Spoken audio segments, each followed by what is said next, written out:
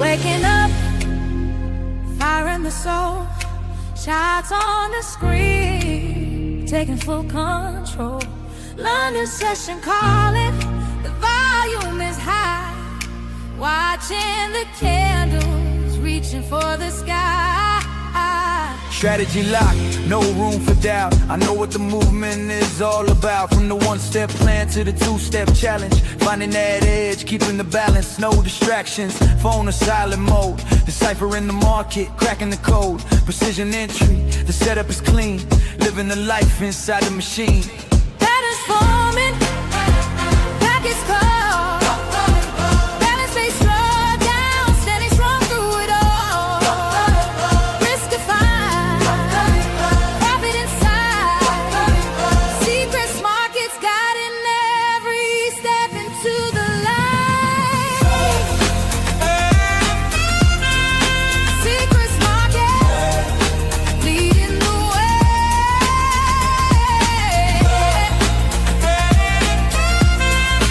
Making the move every single day. Charts in the vision, strategies align with every trade. Our future is defined. Charts in the vision, strategies align with every trade. Our future is defined. Let's talk execution, let's talk speed. Yeah, the crystal clarity is what we need. Some is action, just the price as I see it. If you dream of the top, then you gotta be it. Spreads are tight, the conditions are prime. Scaling up the ladder, one trade at a time. Global access, yeah, we worldwide. We're the brokerage back firm, right by your side. It's not a gamble, it's a calculated risk. Reviewing the data, checking the list. Green on the screen, yeah, the feeling is grand. The power of the market in the palm of your hand. Master of the pulse, heart rate steady. When the window opens, I'm already ready. No revenge trading, no chasing the rat. Following the logic, the plan in my head. The market is a mirror, it shows who you are. Trading like a pro, reaching for a star.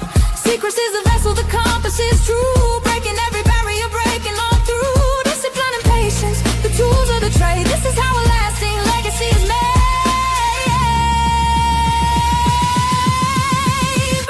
Chasing the sun from the east to the west. Put the strategy through the ultimate test. Sydney is waking while New York is sleeping. Watching the levels, the promise is keeping. Laptop open by the ocean shore. Every pip gained is an open door. No 9 to 5, no shackles, no change. Just the cold hard facts and the capital gains. From the rooftop bars to the quiet floor. Seacrest Markets gives you so much more. Patterns forming, markets call, balance base drawdown, standing strong through it all.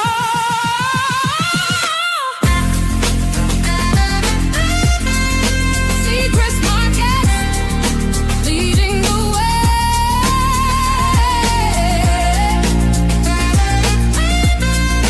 making the move every single day. Charts in the vision, strategies align with every trade. Our future is defined. Charts in the vision, strategies align with every trade. Our future is defined. Then the lights let the candles glow. Watching the Fibonacci start to show. Resistance turning into support. This is the craft, this is the sport. Back tasting nights and the early mornings. Heeding the trends and the volume warnings. It's a chess game played on a digital board. Striking the keys, striking the chord. Elite mentality, top tier tech. Seacrest provides the ultimate check. MT5 will match traders' speed. Technology serving the traders' need. Daily limit set, max allocation. Building up capital, pure dedication. It's more than the payout, it's more than the gain. It's the freedom we build, breaking the chain. From the first deposit to the maxed out account, watching the influence and impact mount. With a new era, the elite of the screen, navigating depths where the giants are seen. Seacrest the name, the gold standard inside, turning every vision into brilliant light. It's a mindset, Keep grinding, it's a lifestyle. keep crushing. We own the vision, we are the flow. Good morning, everybody. Welcome. Happy Wednesday, the 28th of January, 2026. Just past 9 minutes, 1 minute past 9. So markets well underway for the day already. European Frankfurt Open, done and dusted. London Open, done and dusted. But we're definitely running at a two-speed economy at the moment. Geopolitical trade shocks, fiscal concerns. We're moving through corporate earnings with some big Mag 7 data coming out today, as well as the Fed, FOMC, which, as we've already discussed earlier this week, the expectation is for the Fed to continue to hold rates at the range that they are currently at, between 3.5% and 3.75%, so 3.75%, which, based on the CME data, it's around 97% expect the rates to be held. With that said, all eyes will be on Jerome Powell from 2:30 Eastern with the press conference. I think the market already knows that he's going to defend independence against Trump, which will go against the attacks and how he views inflation to be quite sticky at 2.8%, which the majority of us are going to be looking for a dovish signal, which, if that happens, I'll actually go into the instrument before I say this, just so that you can get some color on it. If that happens, then the original target overnight was 5,300. So we're already seeing 5,300 tested on the back of that dovish momentum. However, if there's any hawkishness in the markets, we are going to see and potentially trigger a massive correction. So, I say this quite often. It takes a brave trader right now to get short gold. Anyone that's short gold has been absolutely annihilated. Mind the gap, margin call. Hello, mate, you've lost your money. Literally, that is the way these markets are at the moment. So, FOMC decision today is going to be the key focus. There's going to be volume, very thin. There will be volatility as the news comes out. We have to obviously bear in mind that we're coming into that meeting. Like I said, 5,300 dovish suggests that we're in a period of uncertainty. It was only last week we were talking about gold being $5,000 with the target, and now we're talking 6,000. As soon as that 5,000 level got retested and we traded higher, 6,000 was the key, which is absolutely insane. Really, really insane. I can't believe we're here, to be fair. In 2018, 2019, I got two levels that I bought at.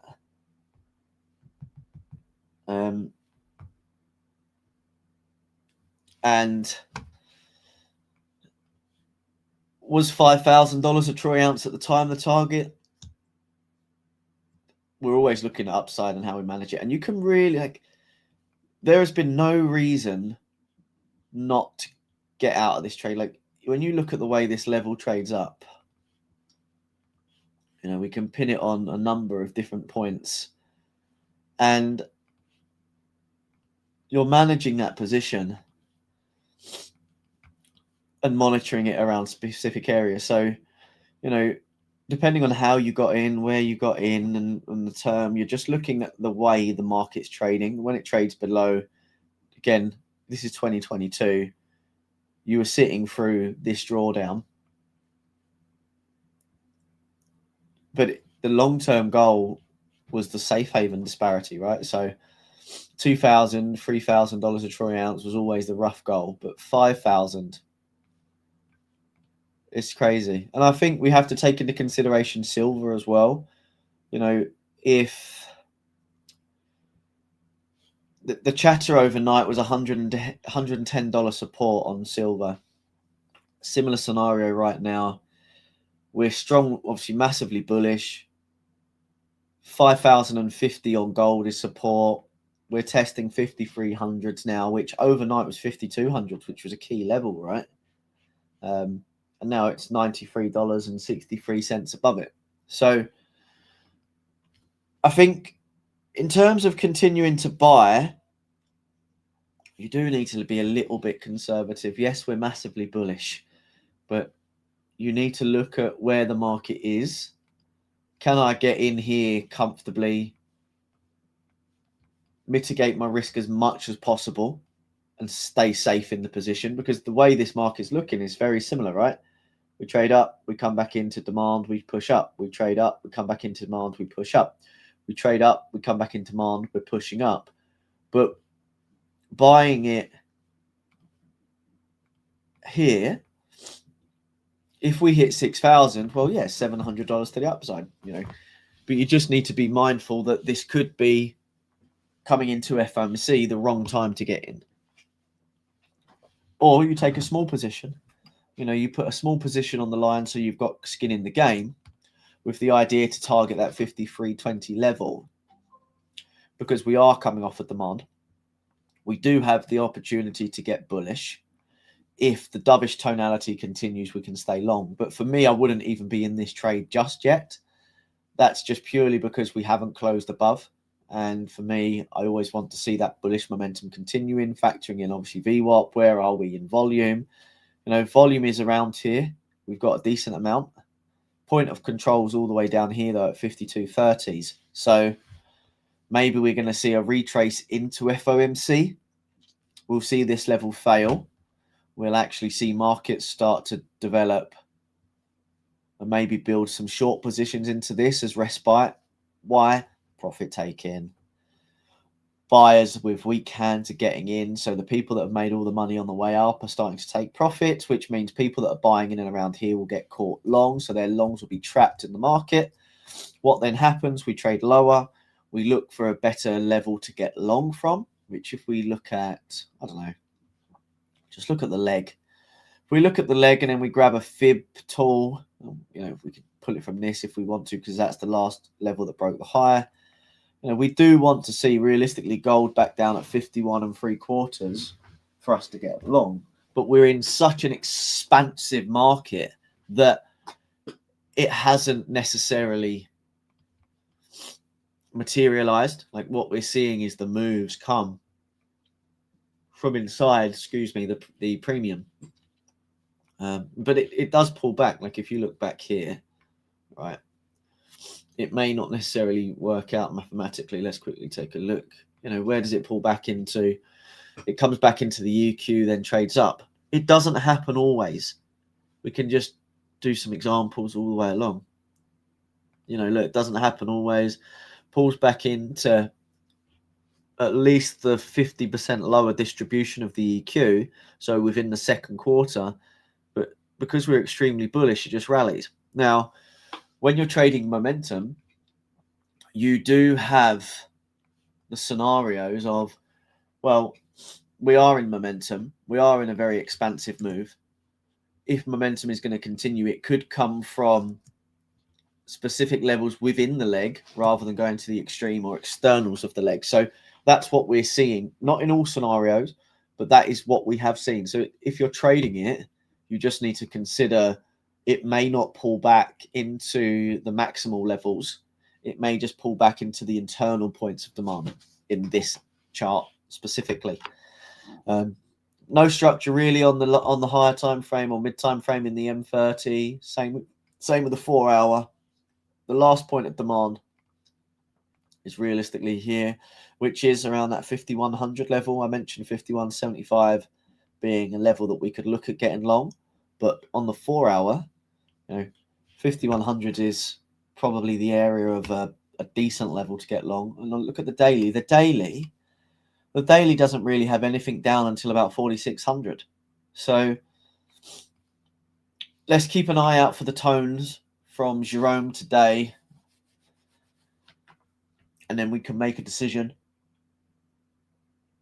on where maybe the market like to go. Is anyone in any gold trades at the moment? Is anyone short? I hope not. Is anyone long? rallying in risk.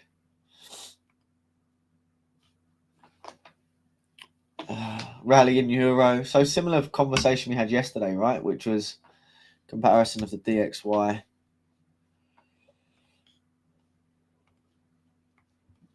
You know, it's identical.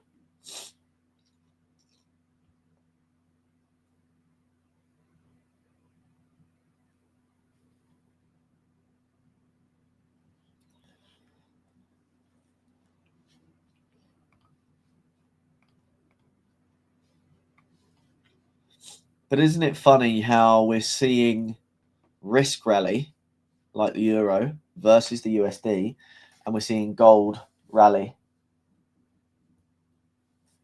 which it shows that a lot of the focus at the moment is in and slash on the US with what's going on at the moment around the world.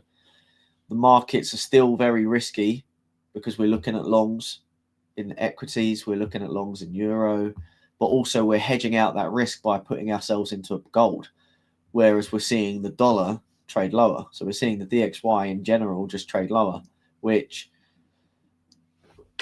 it doesn't necessarily show that there's kind of currency debasement. It just shows that we're shifting into a position of, well, we're seeing fiscal monetary expansion, but we're going to hedge ourselves into metals. We're not going to put ourselves into the dollar. And that traditionally will happen.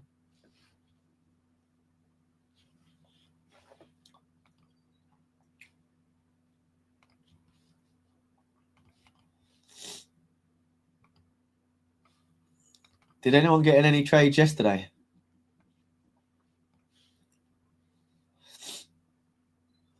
Wondering if anyone got in any of these types of trades and then or traded long.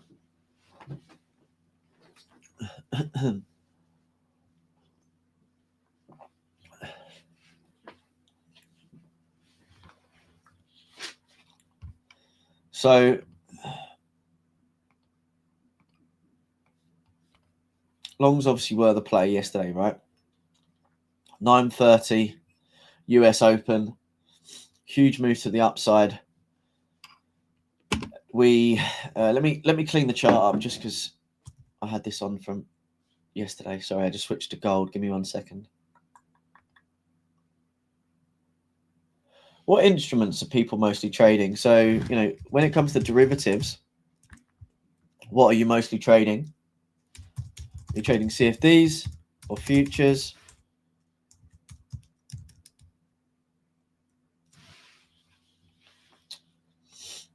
And then inside that, what are you trading? Are you trading indices? Are you trading metals? Are you trading FX?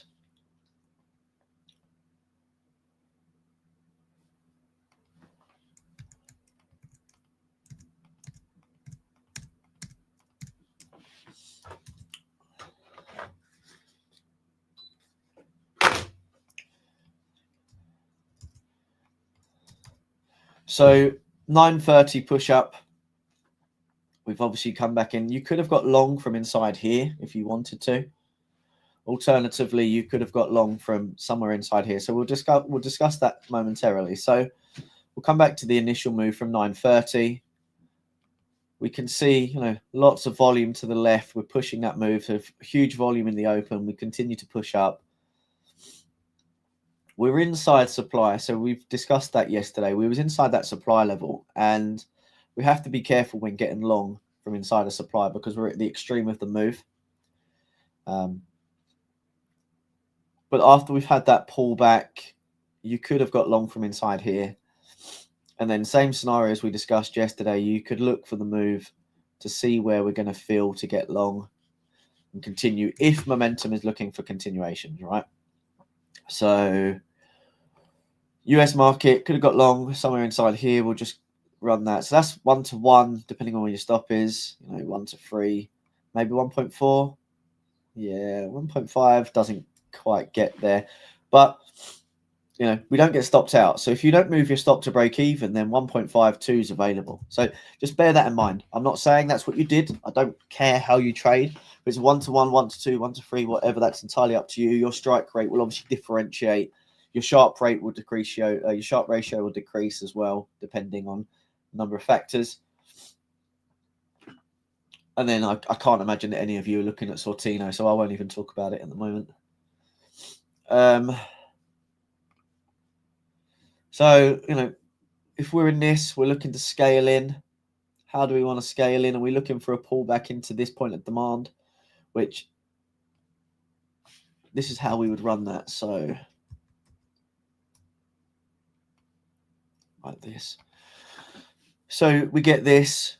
We're then looking at, okay, once we've retested this level, we want to see a fixed move into the level. So, we get this, okay, could get long here, missing out these moves. I don't know how you trade. You may trade on the lower time frames, which means we could look at something like this. Again, you're still not getting in down here. You're going to be getting in around here. Just wanted to see if there's any wick. So stops would be there roughly. You might even want to place it below. Entirely up to you. No qualms from my side whatsoever. Target would be that high. We get a lot of fumbling around coming into pretty much the end of day. We obviously had the gaps. So you've got to look at it. 6 o'clock US time. CFDs is fine. Trade that with the broker. Not a problem. You can have that all the way through. You just need to factor in rollover, swaps, spread increases during the rollover is what I was referring to. If it was with futures, then you're realistically looking at 4:30, 5:30 closeout. So you may have actually just run, I don't know, some form of parabolic SAR or a trend line to run your risk underneath, or you may have not been looking for 1.5. Again, I don't know. And alternatively, you would have been stopped out for break even. If you didn't, your account would have been blown on a future side or as a soft breach.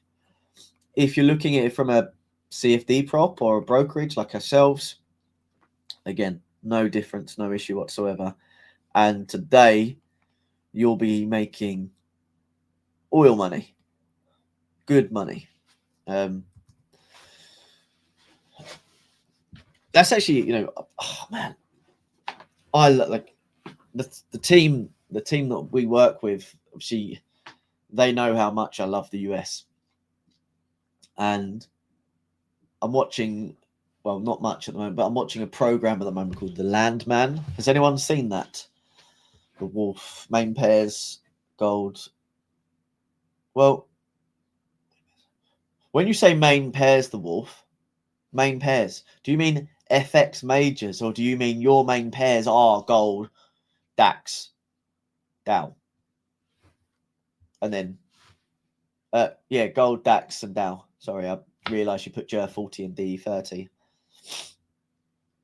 FX, mate. Yeah, cool.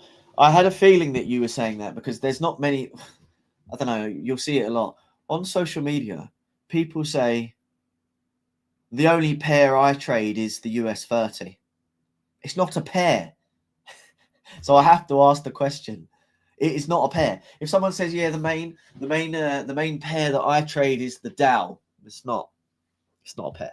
The main pair I trade is the S&P. It's not a pair. A pair is euro, dollar. That's a pair. So I have to ask these questions because there are some people online that say pairs and then they list an index, or they say trade indices, and they're not pairs. They're not pairs. Okay, cool. So you trade FX majors. Out of curiosity, what's your main instrument? What's your main major?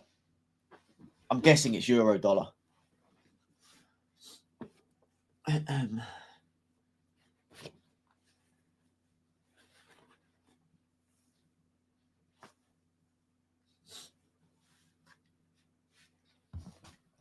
1 hour and 5 minutes. So you use 1 hour for structure, trade in line with the 1 hour most likely, right, on the M5. You trade dollar yen. Okay. Nice. Good pair. Good pair. It's a bit quiet during Europe session, though, because you have Asia closing out. and you have the US market shut.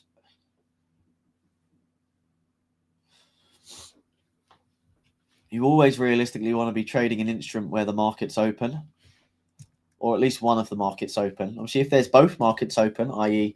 US and Asia, then have at it. So coming into today, we can see, if we just come out to the 4 hour on the S&P, this is the level I was discussing with you all yesterday.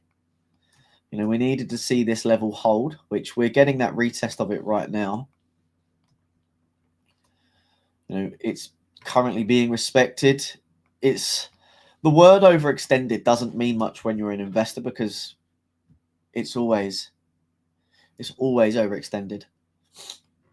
Wasabi, any code? Yes, the only code that we have live at the moment is through our affiliates. So check out, check out Prop Firm Match, check out the Trusted Prop. They're the only codes we have available at the moment.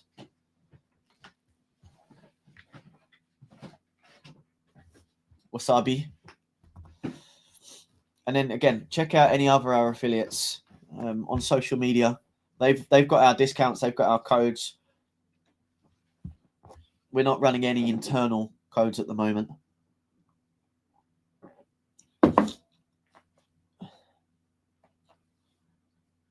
So S&P 500 level, obviously 6,900, just trading under $7,000. We're trying to hold that level, right? Coming into the FOMC Fed, I think it's going to be fairly flat around those levels. There's going to be a couple of scalps either side of that position. Yeah, Frankfurt open, because it comes into the close of the Asian session. It's because volume's coming in from overnight, right? So you're getting the close of the Asian session, you're getting the move from the Frankfurt, which the move from the Frankfurt and the exposure of gold or dollar yen, for this example, is just purely because the European market will always hold the biggest volume in terms of tradable instruments. Second to the US is what I was trying to say, sorry. But where markets traded obviously across US and Asia, Europe's now coming in to get the move or draw the move back, hence that transition from Asia into European session. And that's kind of traditional across most instruments. But when it comes to actually developing out into the session in terms of, for example, Aussie dollar or dollar yen, I don't know why I go Australian when I say Aussie dollar, even Kiwi or dollar yen, because the markets are closed, other than that initial expansion between Asia rollout into Frankfurt open, it can be fairly flat. That's why you would prefer, the best instrument to trade in Asia, if you're going to trade an FX pair, is dollar yen, because it accounts for about 25% of the volume in FX throughout that session. Dubai is 10 a.m. when 7 a.m. in Berlin, and what I heard is that Dubai became more important. Well, the only reason Dubai, and this is a great conversation to have, the Wolf. So I appreciate some of these comments, and these are things that help because I can elaborate on them as well, and I can also talk about it, and it's nice for the two-way combo. With Dubai, it's not necessarily that Dubai has all of a sudden become this big market because it's Dubai, but it's because of that natural shift, right? Firms are moving all of their clients, firms are moving all their books out there. They're opening up offices out there. Funds are opening offices out there. Brokers are opening office out there. Banks are opening offices out there. Big dealers, right? And the more mature these markets become, the more developed they become. So you're looking at Dubai right now, maybe Qatar, Saudi. Again, someone that I brought up who's probably I had the privilege of knowing for a while, what I deem as probably one of the best metals traders in London, and I'd say the world because I don't know any better. He was telling me about how he was consulting for one of the Middle East countries on new regulatory compliance and licenses, and he was helping them build out their license framework. So coming back to the original point, the more developed these economies become and the more mature these economies become, and if they retain these corporate privileges that we're seeing, so I won't go into the expansive list of Dubai, but someone I know from a Japanese bank said it pretty much to me about 4 years ago now, everyone goes to Dubai for the last 5 or so years of their career. Why? Because if you're on your most expensive remuneration or employment salary package, if you move to Dubai for the next 5 years, subject to how it's all done, and this isn't tax advice, by the way, this is general educational conversation and just general conversation I've had with people. You know, let's say you was on, I don't know, £250,000 basic, and you've got a bonus of another £250,000 up to 100% bonus remuneration, right? If you move to Dubai, well, 500 grand is 500 grand, bar some small motions, right? In the UK, it's 70%. So, you know, it's ridiculous. Yeah. And this is the good point about it. You know, I'm not an expert in that either. In terms of Dubai, I'm very knowledgeable on it. I'm very experienced on it, but no way am I an expert. But the more mature these markets become and economies become, the more wealth that attracts there. Now, bearing in mind, Dubai has become a hybrid city. It's become a hybrid city that's attracted individuals from all over the world, like London did many years ago, like New York did many years ago. And we've got people from all over the world, all different countries, Russia, Ukraine, lots of places in Europe, lots of places in Asia, lots of places in the UK. Individuals are traveling to Dubai. So you've got all of the Middle Easterns. Now, bearing in mind, Dubai is kind of like your Las Vegas, right? In the sense of Dubai isn't where you would consider a lot of your locals live. They tend to live outside and travel in. You tend to have more of your touristy, multicultural societies and expats in the Dubai region. And again, where wealth is attractive to the world and where wealth is attracted to Dubai, you're seeing volumes pick up. So coming back to your original comment, which is Dubai became more important with gold.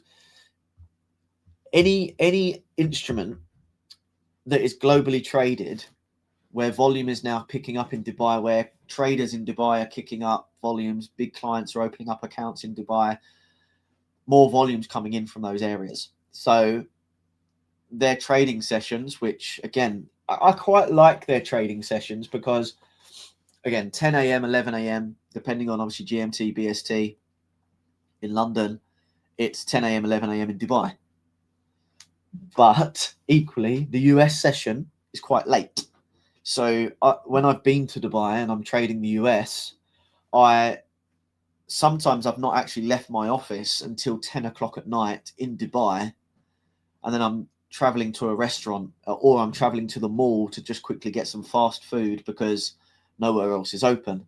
But yeah, coming back to the original point, the more established and more mature these economies and markets become in terms of countries, the bigger their trading volumes become. Thus, their trading hours will see huge influxes into specific instruments, but you won't necessarily know where that volume's coming from. But it always comes down to understanding what economies are driving what. You know, let's face it, the UK is not driving gold. Unfortunately, the UK is drifting to be a third world country, unfortunately. And that's just based on the politics, nothing else. You know, look at the policies that the current government are bringing into play. It's a socialist government. And that's causing big problems around the world. We don't have much to offer anymore. You know, we used to be the financial hub of the world. We still are, in terms of everything still comes and crosses through us. And the US, everything is still settled in the US dollar. So it doesn't necessarily matter whether Russia, China, and other economies, South Africa, want to create a new base currency to debase the USD. It's not going to happen in this lifetime.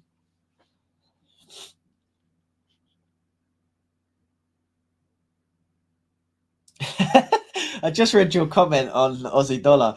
Either boring or crazy. Yeah. If you really want real volatility, take a look at ZAR, ZAR, or NGN.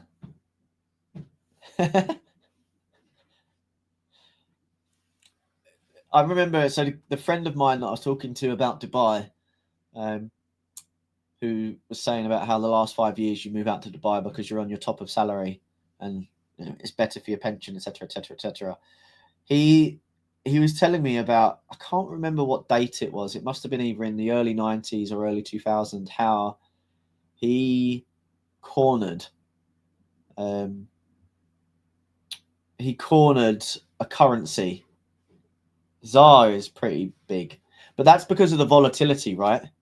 So this is what you need to remember. The most liquid instruments where the volatility isn't necessarily there, like euro dollar, is why spreads are extremely tight. When you look at massive volatility, real volatility, like go and look at the ZAR. I couldn't even point you to, for example, like TRY, which is Turkish lira, or ruble anymore, because obviously no one lets you. But that's where a lot of volatility is, and if you trade volatility, that's where you go. You want real vol, that's where you go, because their moves are just wild. But then it's very difficult to position yourself in those markets because of the spreads and because of the way it moves.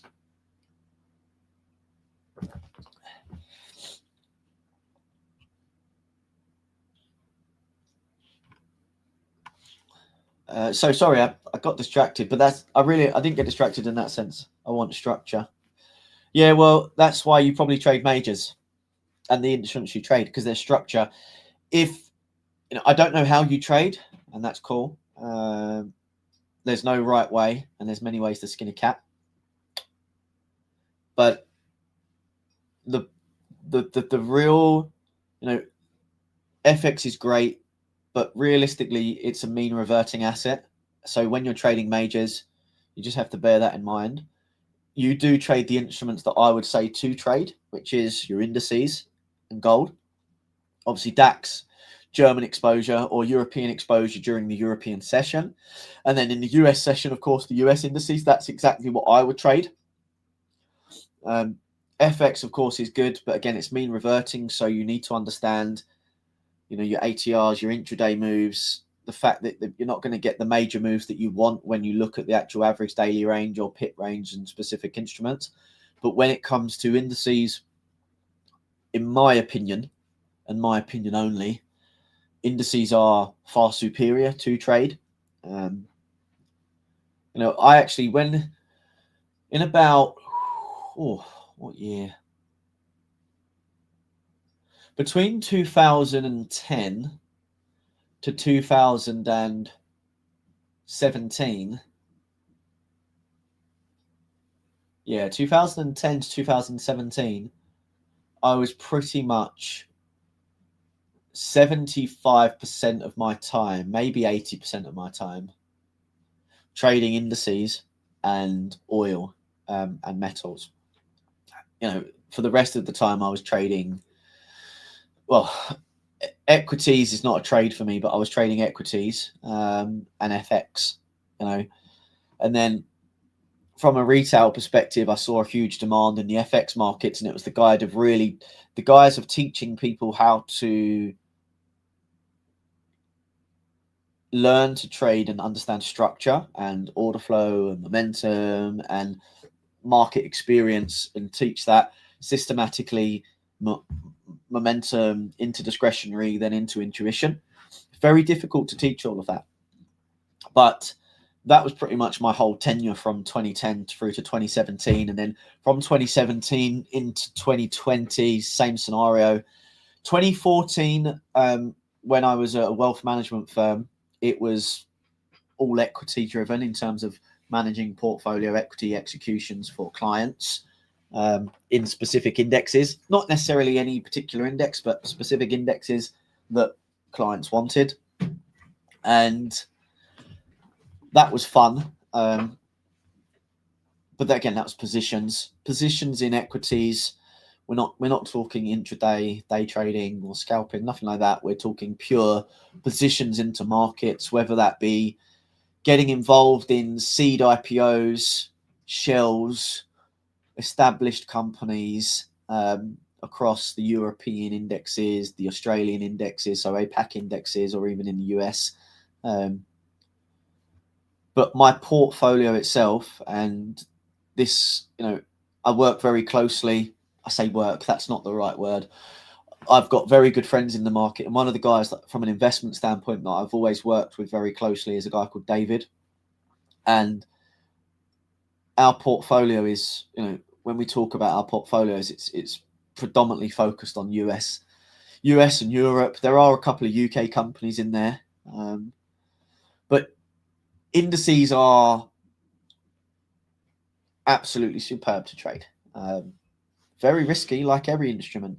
You just need to bear that in mind. But if you're looking at, okay, how can I get involved in something that has good structure, that has good volume, that isn't mean reverting, then you'd look at indices, right?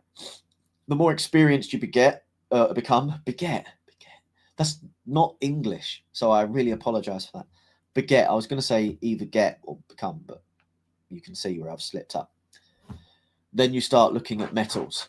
Trading metals on an intraday basis is, again, it's one of the most traded instruments across CFD brokers, CFD props, and futures props. But then they've got to factor in ESNQ, so and YM. Though those four areas realistically, maybe SI on the recent scenarios, but CFD props and CFD brokers, the biggest instrument traded is gold. And it's also a massive statistic as to why traders are, statistically crap, unfortunately. When I worked for another broker many, many years ago, we helped decrease their clients' loss ratios and reduce their statistical loss ratios on their brokerage, which was such a cool effect. It doesn't mean we single-handedly did it, but it does put that warm fuzzy feeling into you, right? Not many people can say they've done that. Not many people can say they helped to reduce the percentile loss ratio of a broker, which is pretty impressive, because most traders lose, right? And you don't, it's not cool. So coming down into the M15, just because we can see what the market wants, right? We're getting that rollover top, demand still in control. There's demand in this leg, there's demand at this extreme, which we haven't mitigated. We've gapped up from. Will market want to fill the gap? Maybe. Do we come back down to test that 69.8? At the moment, we're holding at that point of control at 7,000. FOMC is due, so lots of volume in and around this level. And we talk about this a lot. Market ranges for about 60 to 70% of the time, whilst it trades in trends, and momentum trades for about 30% of the time. And right now, if we come down to the lower time frame, because we can see these candles on the higher time frame and the mid time frames, we're just trading in a range. Higher lows are putting in here. No real major direction. We've got higher highs, higher lows being put in. No major direction. We've got weak highs, weak lows. This is a bear flag. So if you're going to be looking at continuation or momentum, you're going to be wanting to, if there was no FOMC, you're going to be wanting to see a breakout to the downside and then a continuation. And there will be a lot of sellers looking to sell the break. There'll be a lot more volume trying to sell the retest / continuation. And they could be wrong. They could be sitting on the wrong side of the market again, because we're coming into FOMC. We get that fake break to the downside. We then get that recovery. We then trade up and we continue higher, which indices are naturally, because of the constituents inside them, no one wants a stock to go down, right? It's very difficult to be sell side. It's very difficult to be an uber bear. Can you imagine, as an investor or a trader or someone that works their career in being short the markets, can you imagine how fucking miserable you're going to be on a day-to-day basis? Your whole life and outlook on life is miserable. All you want to do is see the economy crash. All you want to see is the indices crash. All you want to see is stocks crash. you may as well just say that you don't believe in marriage, you don't believe in life, you don't believe in children, you don't believe in God. You're going to, you're just short everything. Short everything. Yeah, you can make a shit ton of money being short at some points, but it is limited to the downside. The best investors and traders I know that are active, semi-active, they will only ever use complex strategies to hedge out their upside. So, they'll use options, or they'll try to write something into the markets that, they're getting long a particular stock. So let's say we got long INTC, which is Intel, a ticker.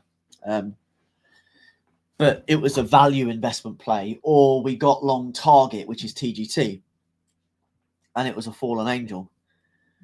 If you are realistically quite worried about the further downside on this because it's a value play, you go and open a put option, or you could go and open a long call. So there's different structures. You got calls, you got puts. Obviously, simple terminology is call up, put down. Okay, so you sell a put, or you buy a put because you expect the market to go down, right? So you can obviously do a call as well, which actually means that, just read up on it. I'm not going to go into it on here because we don't do options at Seacrest, and I don't want to create any complex discussions on this call, but we could always schedule that for down the line. If Seacrest ever expands out into ETFs, single stocks, ETPs, options, futures, then we can have those conversations all day long, and I'll be very glad to have them. But until then, there's no point. But yeah, the only reason people create those complex strategies are to hedge out their risk and cap their downside. When you get into options, you only lose your premium that you pay. And if, depending on what you are in size, it's one option contract, for example, is only 100 shares. So what are you kind of hedging out, if you know what I mean? And then obviously it depends on your strike price, then it depends on your premium. If your premium's $3, well, it's 3 times 100. So, your downside will be at $300 if you lose the trade. So you take that off of your upside if the stock rallies. But if it expires, then you're not going to exercise that trade, exercise that option. So you only lose your $300. But if obviously it goes in the money, then your downside is your maximum upside is when price hits 0. So wherever you bought whatever your strike price was on the stock price, then if it was $75, well, you've got $75 of upside per share. So just think about it that way. So yeah, it's very difficult for me. I do short on an intraday basis, not on a long-term basis, but it's very difficult for me to sell indices because I'm uber bullish because of the way the weightings are on the index. I don't like doing it, and I repeat myself a lot of the time because investing is just that. I can't create something today just for excitement. I'm not a proper YouTuber that sits on live stream and talks absolute crap without offending anyone or without tarnishing anyone or without getting myself into defamation lawsuits. Okay, so price is now pushing up. If we are in the range, then realistically 7,000 is going to be that kind of 7,002 is going to be that cap on the level. Maybe a little bit higher, 7,003, 7,004. But if this is a bear flag, we could start to see volume kicking in from around here to get short, to then sell back into 69.98, down into 69.97s. If this is the flag, then realistically we'd be looking for something like this. So 69.90s would be our target level. Again, nothing really in here, just low volume nodes. So we could, if we're shorting, we want to be shorting into volume. So we'd want to be shorting into maybe this. So that would open it up quite big. And that's because we want to sell the shares or sell our position into someone else. We want to sell it to someone that's buying. If there's no one buying in and around these levels, most of us won't be trading at a massive amount of size, so we could comfortably sell into this. Now, of course, on a derivative with the broker, you're going to be able to get out, But you want to be selling into volume because it means you're going to get out at the best price. If there's no one buying at those areas, you could see slippage. So that's the point about it, right? So, all right, let's have a little look at this one. So again, this high is weak, this low is weak. We need to know that, right? We could be looking for shorts in and around this level. We could cover this high. We could be looking to get short from in and around here. On my long-term investing, yes, I do, the Wolf. I do. I don't change them because I only focus on the daily with my longer-term investing. I'm not too concerned about timing the market for pricing. I'm concerned more about what the overall market's doing and where I expect that price to be the next quarter, the next 2 quarters, the next 3 quarters, and the next year out, etc. 3 months, 6 months. So let's say we sold this like we have. This is just an idea. This isn't, I haven't executed this. I'm just giving you an idea. And this was just an educational idea, basically getting short in and around here, which we are. You know, the idea that this high is weak, this low is weak. We're trading in a bear flag continuation. The theory is that we're looking to target the break. When we get down to that 69.98 and 3/4 level, we may want to be a bit careful on our risk. And that's because we're coming into the range. So when you trade a range, there's 2 points that in a range that you want to be trading at. You want to be trading at the extremes of each levels, okay? You don't want to be diddling in the middle like Ned Flanders. You want to be getting short up here and you want to be getting long here, okay? That's when you're trading the range. If you're not trading the range, you're waiting for the confirmed move, which is either a break to the upside, a break to the downside, or you're waiting for the move to kind of mature more, then you're going to be waiting on the sidelines. But, you know, we've potentially taken an idea to get short. The idea is just for educational purposes, but we are short on this idea just to give you an idea of how a bear flag will trade and how you trade a range. So we sold at the extreme of the range. We're targeting at least the low of the range, which is the opposite side of the extreme. Both sides are weak.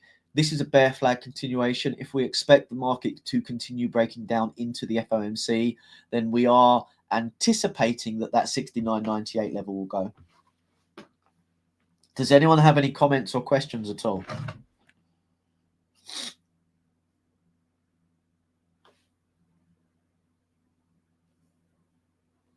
We're coming into around the last 10 minutes of this call. So if you have any questions, please feel free to get them in now because it usually takes me a couple of minutes to answer them because I answer everything in a detailed fashion. Also, please, anyone that's watching this, be it recorded or live right now with us, please, send us in your suggestions. Give me feedback. I want to know what you want to know or need to know. What do you want me to talk about? What sorts of topics do you want during these lives? You know, do you want more execution ideas like I've just given? We have to be obviously very careful of how we do that. We want to make sure that we're, you know, compliant in line with our licensing and regulations. We want to make sure that we're not providing signals because that's not what we're doing. We're just providing analytical ideas, education, analysis for educational purposes. How often is the live sessions? So live sessions is Monday to Friday. So Monday, Tuesday, Wednesday, Thursday, and Friday. Every day, same time. This week, they're 1 hour later. So I traditionally do them at 8 a.m. UK GMT to 9 a.m. UK GMT. This week only at the moment, unless I confirm otherwise at the end of the week, I'm doing 9 a.m. to 10 a.m. UK GMT. And that's just because of personal reasons. I'm having to take my daughters to school at the moment on Monday through Friday, which is 8 a.m. So I'm away from my desk for that hour. I would do it at 7 a.m., but that's just going to be carnage because obviously, again, I'm usually preparing things. So, yeah, this week it's 9 a.m. to 10 a.m. Next week, it should go back to 8 a.m. to 9 a.m. UK GMT every day, Monday through Friday, hosted by myself. Occasionally we do get guests on. So we're always looking for guests. We're always looking for traders at Seacrest Markets, whether that's affiliates or specific traders. But see how, so this is interesting, right? So see how this market's now reacting to the mid. Again, this high is weak, as I've touched upon. This low is weak. I hate selling indices, but from an educational purposes, we're showing you how we sell at the extremes. We're at the extreme of that level now. So if this is a bear flag continuation, then this will realistically continue short. There's 6 ways that bear flags realistically trade, maybe 7. And the 6 ways are, we'll get a fake break to the upside, we'll then trade back in, we'll get a break to the downside, and then we'll trade back up. We'll get a fake break to the upside, we then trade to the downside, we continue to the downside. We get a fake break to the downside, fake break to the upside, and then a move to the downside. We get a fake break to the downside, we get a move to the upside, and we get a continuation to the upside. We obviously get your range trading where you can sell at the extremes. And then the 7th is just we get the range and it phases out. Because the longer a range happens, the more unpredictable a specific direction is. Oh, okay. So the wolf, to show the structure, why I sell at them. So this is just highlighting the example of selling at the extremes of ranges. This is understanding how to sell at extremes and buy at extremes. So for example, you would have bought this, right? You would, if this is a confirmed range, you're selling this. So if it was sideways, let me show you what I'm talking about. Give me 1 second. So if we're in a sideways range, right? Let's say we're bullish. We start ranging, which you could call an accumulation. In a range, both the low and the highs are weak. Why? Because structure isn't taking out the previous high and it isn't taking out the previous low. Okay? So we can sell at the highs and we can buy at the lows. But all of these levels are weak. Okay?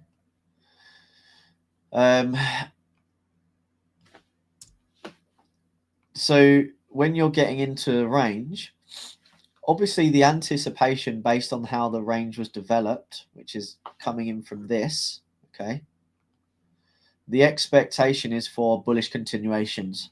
So if you are looking to trade longs only, then you will be looking at getting in at the extremes of the range to buy. If we're up here and we're looking, so if we're up here and you're thinking, okay, market's going to pull back, we're going to come back into to test this demand because that's where I want to get long from, you could take a cheeky little short to trade back into the demand for price to then rebalance and align with the higher time frame or align with the overall bullish trend, and then we could get long to align us. And our first target, again, our first target would be the extreme of the range because that's the high and we're in a range.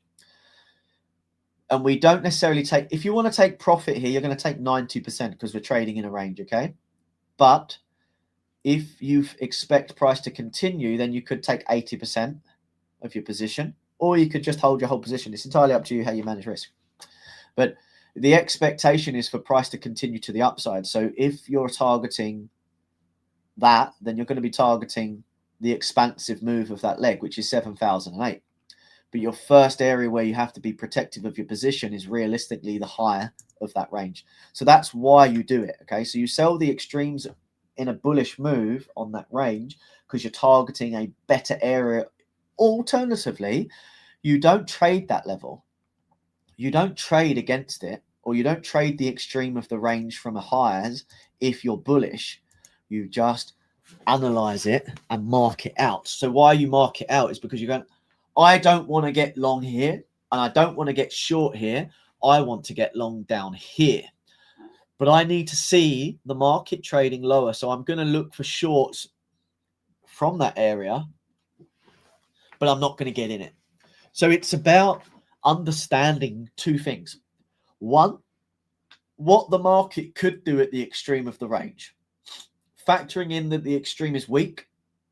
Factoring in that we're looking for a pullback into a point of demand or a point of support to get long from once we align with the higher time frame level of structure and momentum. And the third is potentially exploiting the move in the range. That's it. And that will be applicable to both sides. So if we're bearish and we inverted our charts, give me 1 second. So if we inverted our charts like so, shorts come in, we could look for shorts from this level, which is in line with the higher time frame trend structure momentum. Alternatively, when price is here, if we're expecting price now to take out this high or we're trading in a range, we're looking to buy back into that level so that we can get short, or we're looking for price from an analytical perspective to move back into that level so that it realigns and we get short. Does that make sense? Good morning, Starboy. That's pretty much it in terms of questions. It looks like, I'm pretty much coming in towards wrapping up. From an analysis perspective, we'll see how this goes. I'm long really on indices. I don't like shorts, but we are still inside this extreme. So it's a valid position to hold if you're selling the extreme of this move. So let's see how that pans out. During the live analysis tomorrow, we'll see if we got stopped out of this idea or we capitalized on it. How much we'll capitalize coming into FOMC, I'm not that confident. Realistically, targeting the extreme of this range is probably the best scenario, which is about 1 to 1.3. And that's because we're coming into FOMC. I could be completely wrong and we could trade into 69.96s.